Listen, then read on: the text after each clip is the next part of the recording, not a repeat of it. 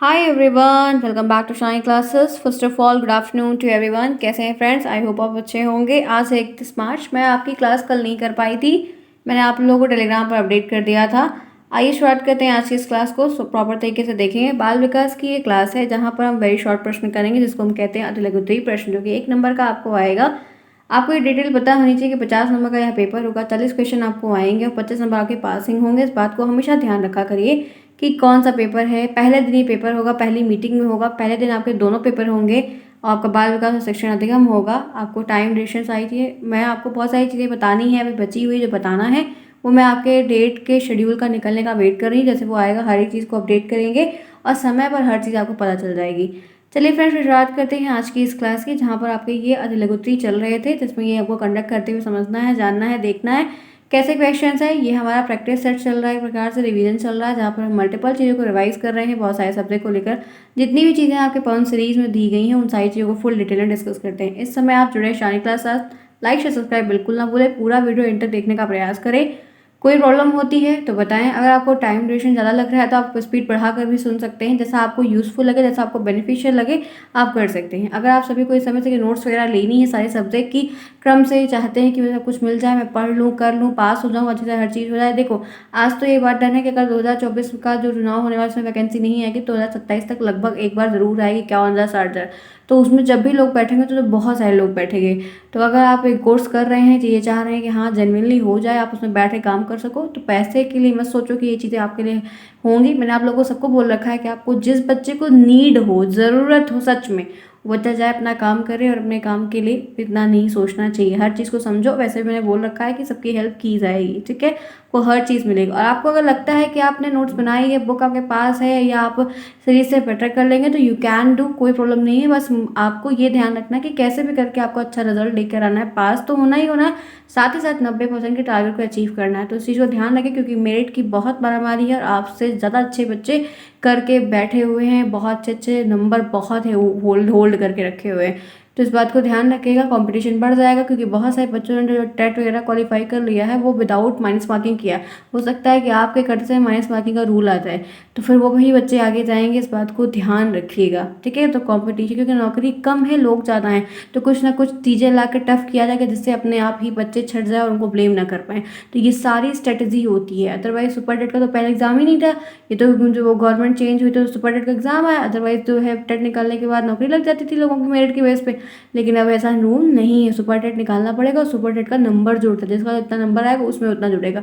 TET में क्या होता है कि 90% चाहे आप कितना, 90 वाला भी उतनी ही कीमत का होगा और 150 पाने वाला भी उतनी कीमत का होगा। तो आप पूरी स्ट्रैटेजी को समझ के हर चीज़ को किया करो। लाइटली आप वो चीज़ों को लेंगे तो एग्जाम भी आपको लाइटली ही लेगा। प्रॉपर तरीके से करेंगे तो हर चीज़ बेस्ट होगा। Do your hard work. चलिए फ्रेंड्स, फिर शुरुआत करते हैं आज की इस क्लास की। ये बातें थी जो मैंने आपको अपडेट की, क्योंकि थोड़ा सा सीरियस हम पकड़ते हैं। अगर हम चीज़ों को सीरियस नहीं लेंगे, सीरियस नोट पर आप काम नहीं करेंगे, तो ज़िंदगी आपके साथ ऐसा खेल खेलेगी कि आप सोचते रह जाएंगे, ठीक है। चलिए आगे चलते हैं। फिलहाल के लिए मैंने आपको काफ़ी कुछ बताया था। आज हम यहाँ से स्टार्ट करेंगे। ये है आपके सामने पहला क्वेश्चन। क्वालिटी को आप इंक्रीज करें, सारी चीज़ें समझ में आएंगी।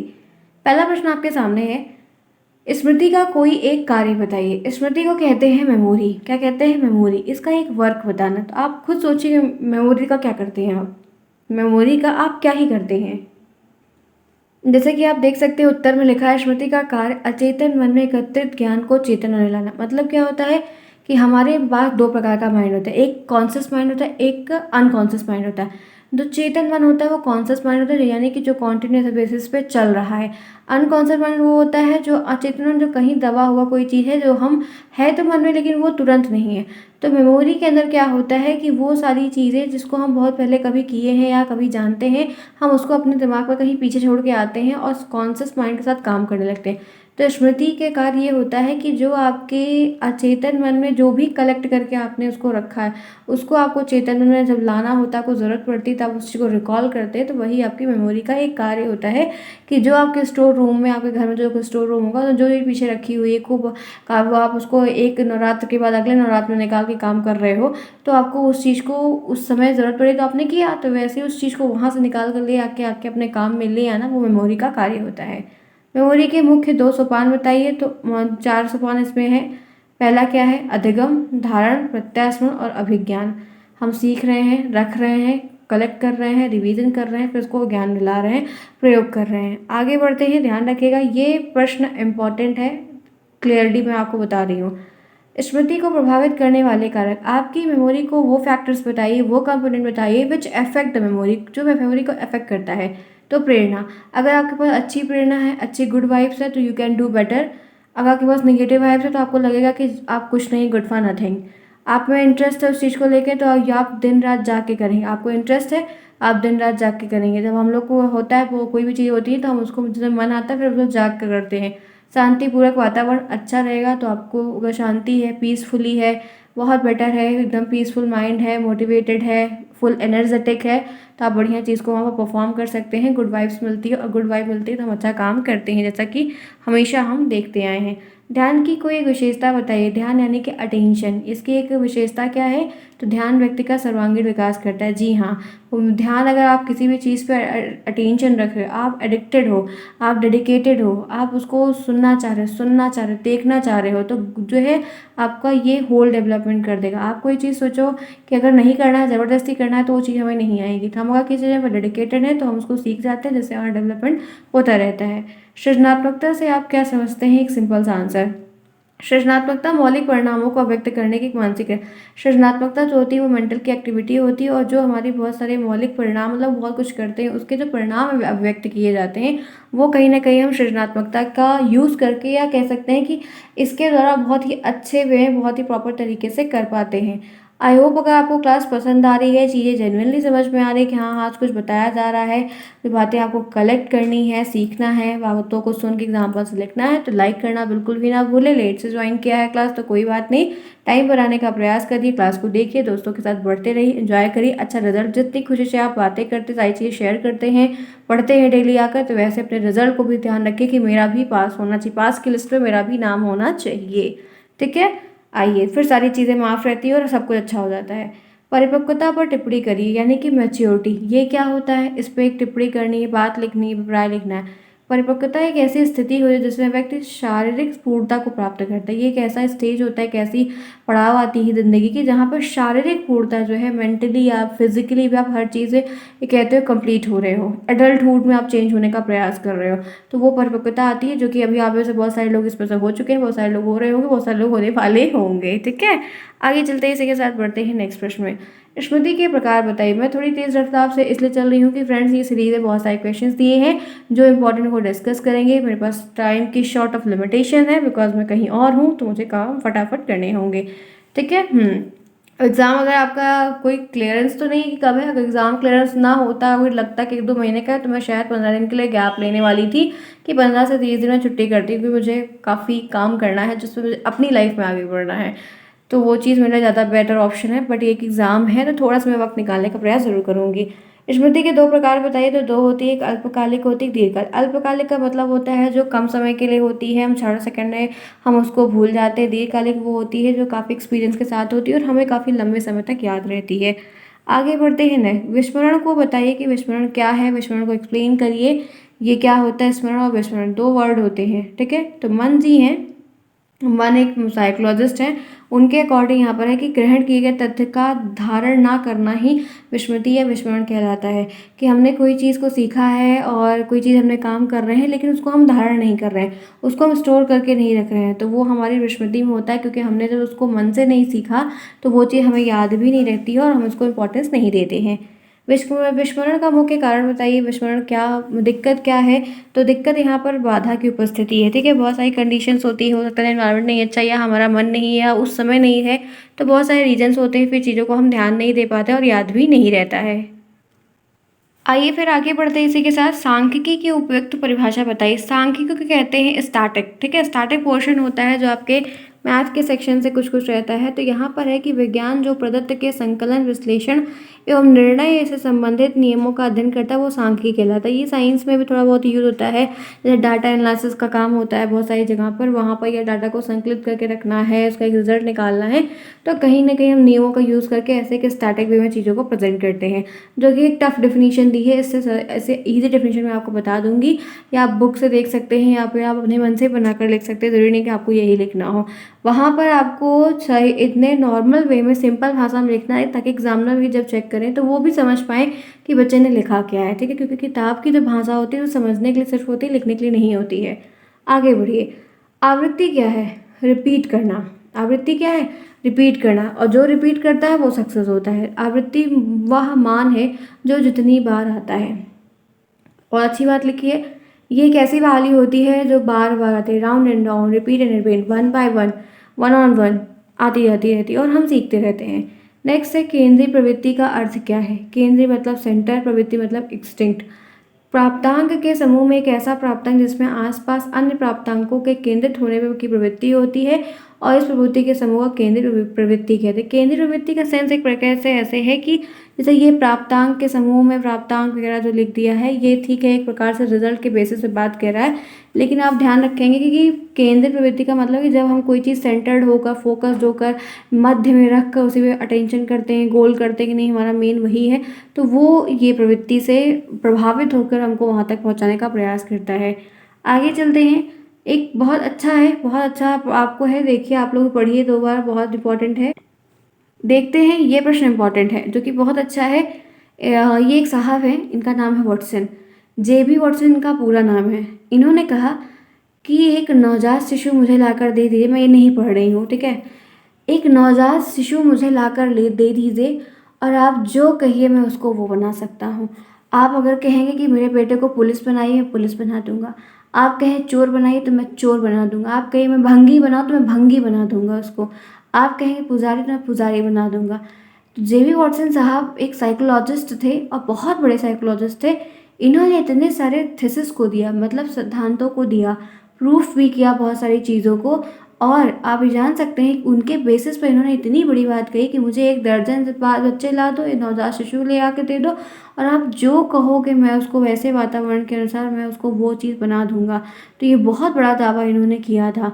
तो ये चीज़ काफ़ी प्रभावित भी हुई, इसी वजह से इनका नाम बहुत ज़्यादा ही फेमस है। और ये एक ऐसा प्रश्न है जो आपके सभी एग्जामों में आता है, बहुत ही महत्वपूर्ण क्वेश्चन है, तो इस बात को ध्यान से काट बात कर रख लीजिए। ये प्रश्न आपको देखने को बहुत मिलेगा और इनका नाम इसीलिए बहुत फेमस है। जैसे किशोरावस्था को तनाव तूफान की अवस्था कहा गया, स्टेनले हॉल का नाम बहुत फेमस है, वो किस लिए है वो भी आप जान रहे हैं। तो वैसे इनका भी नाम इस एक स्टेटमेंट के लिए बहुत ज़्यादा विख्यात है। आगे बढ़ते हैं, नेक्स्ट चलते हैं।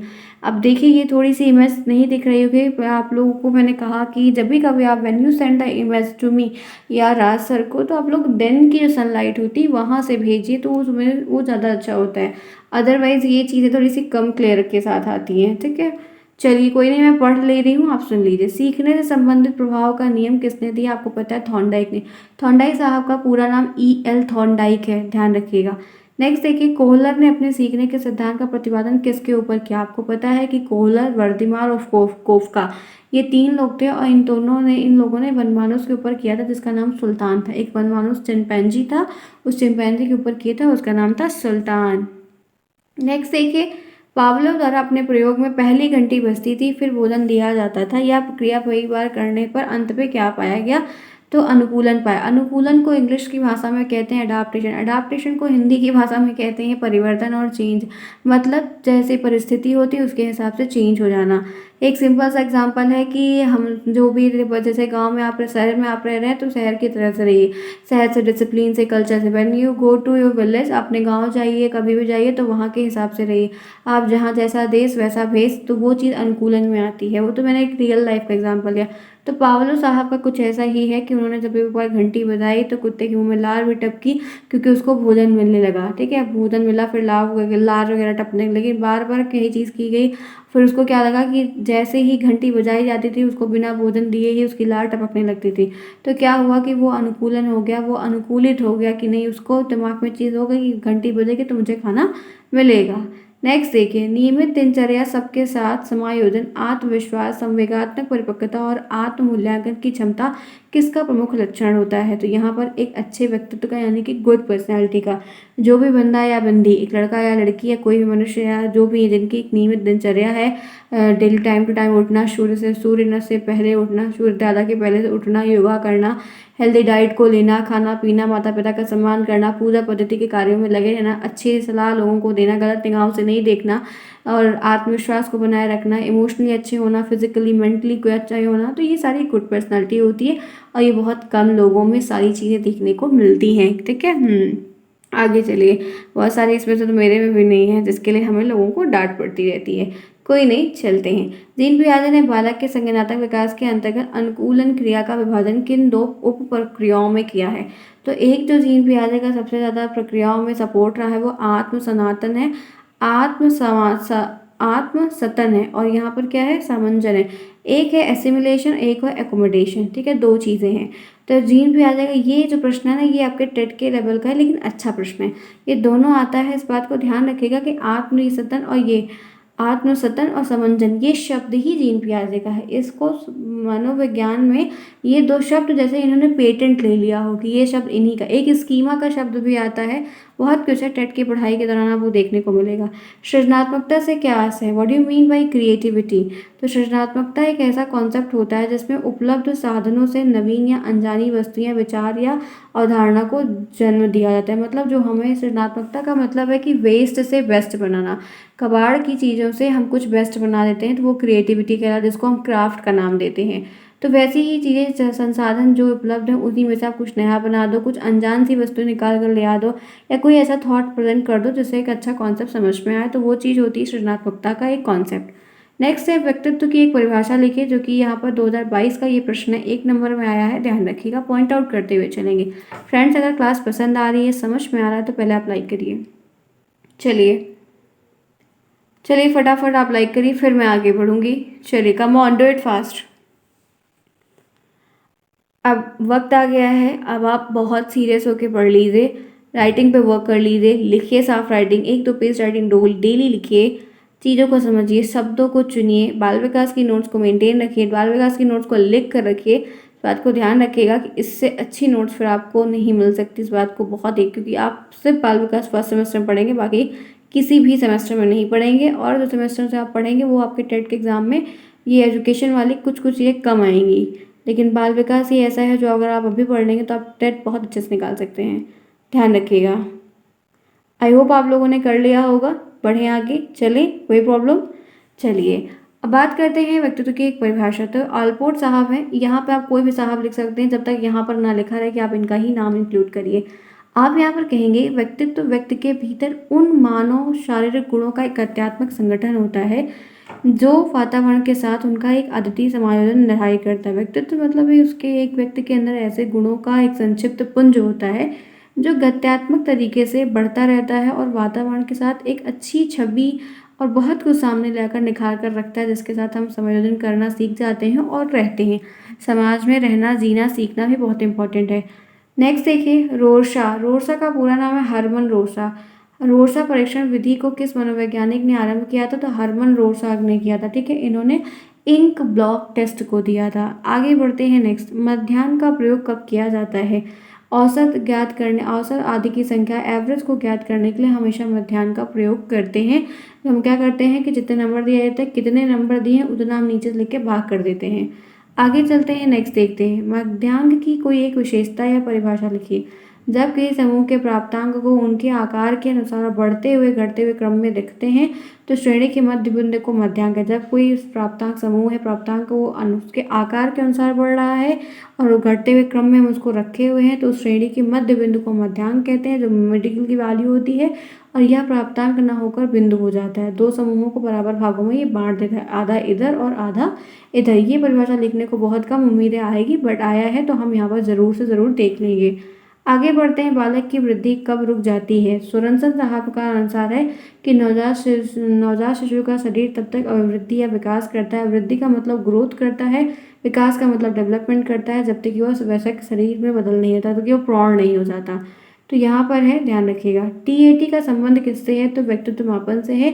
थर्मेटिक अप्रिसिएशन टेस्ट इसका फुल फॉर्म है। तो ऐसे जो आपके परीक्षण दिए गए हैं, इनका आपको हिंदी और इंग्लिश दोनों फुल फॉर्म याद रखना है, इनके कार्डों की संख्या याद रखनी है, किसने दिया है, उस प्रतिपादक का नाम आपको क्लियरली ध्यान रखना है। आई होप सो क्लियर है चीज़ें। आगे चलते हैं। नेक्स्ट है सक्रिय स्मृति से क्या आशय है या आप क्या समझते हैं? तो समय के साथ नई वस्तुओं को सीखने से पुरानी वस्तुएं हम भूल जाते हैं। जब हम नई चीज़ों को सीखते हैं तो पीछे वाला हम भूल जाते हैं, सही है। तो इसी प्रकार यह सिद्ध होता है कि विस्मरण एक सक्रिय मानसिक क्रिया के अंतर्गत आता है, जहाँ पर हम चीज़ों को रिकॉल करके ले आ सकते हैं, लेकिन हम पीछे कहीं रखे रहते हैं।